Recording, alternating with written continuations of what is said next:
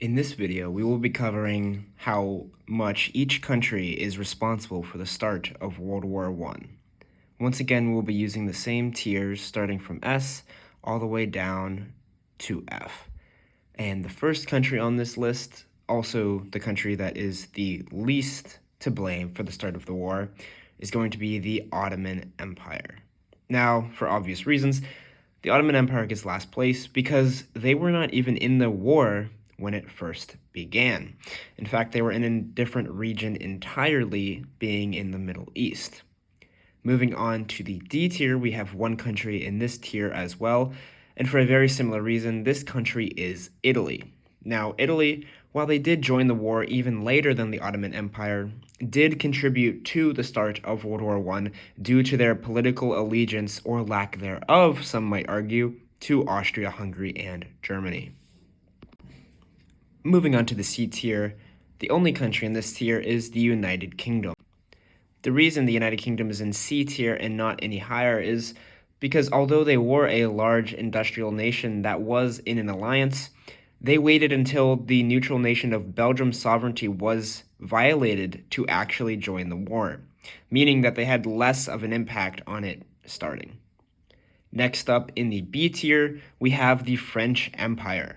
France was heavily involved in the start of the war, standing by Russia's side, who was subsequently standing by Serbia's side, which escalated the war drastically. Now, moving on to the A tier, we have two countries. First of all is the German Empire. Now, many people pin Germany as the largest contributor to the start of World War I.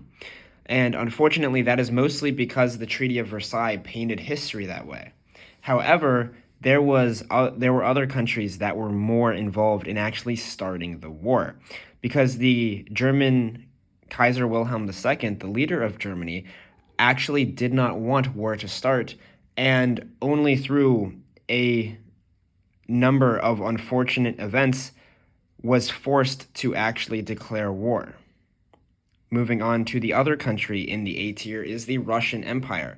Similar to Germany, many in Russia did not want the war to actually happen, but unfortunately, few within it and their political allegiance to Serbia caused them to mobilize for war. Now, the final tier, the S tier, only one country in this is Austria-Hungary. Austria-Hungary being the only nation to be the first to declare war in World War I, of course, on Serbia. And this is mainly because not only were they the first to declare war, but also they get this highest tier because they were so malicious and content on declaring war on Serbia. That is the 7 major nations that fought World War I ranked for how much they should be blamed for the start of World War I. Thank you, and subscribe.